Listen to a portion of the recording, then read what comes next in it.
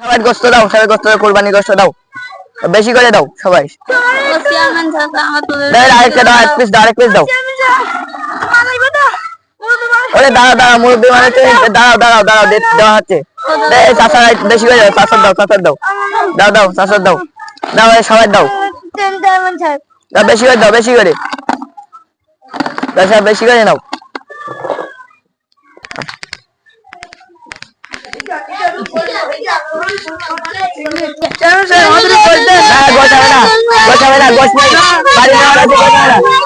বাড়ি নেওয়া আছে, গোছাবে না, বাড়ি নেওয়া আছে, বাড়ি নেওয়া আছে, গোছাবে না, গোছাবে না, গোছাবে না, গোছাবে না, গোছ নেই, গোছ নেই, বাড়ি নেওয়া আছে, অনেক মেহমান, বাড়ি অনেক মেহমান, বাড়ি অনেক মেহমান, না গোছাবে না, গোছাবে না, গোছাবে না, গোছাবে না,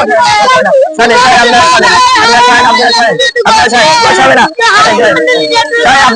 গোছাবে না, ওয়ালাইকুম আসসালাম। এখানে কি হচ্ছে? কুরবানির গোশত বন্টন হচ্ছে নাকি? কি হয়েছে, আপনাদের গোশত পাননি? চেয়ারম্যান সাহেব গোশ দিচ্ছে না কেন? এত তো দেখতেছি এখনো মন কি মন গোশ আছে, আপনি গোশ দিচ্ছেন না কেন? বাড়ি মেহমান আছে অনেকটাই, বাড়ি অনেক মেহমান আছে, তাই ভাই মেহমান আছে। এত গোশ কি হবে?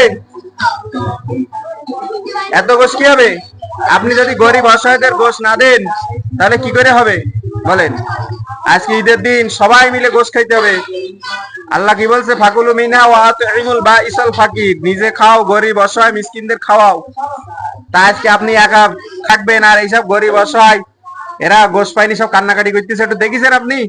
এদের তো মন চায়, এ তো সব অসহায় মানুষ। আজকে ঈদের দিন সবাই খুশি সহকারে, যত্ন সহকারে আজকে খুশি মনে কুরবানির ঈদের গোশ খাবে চেয়ারম্যান সাহেব, কিন্তু আপনি গোশ দিচ্ছেন না কেন? দেখেন দিন এইসব চোখের পানি।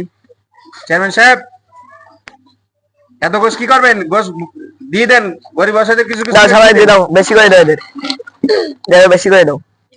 প্রিয় দর্শক বিন্দু, প্রিয় বন্ধুরা, ঈদের দিন আমরা সবাই আরো বেশি করে দাও।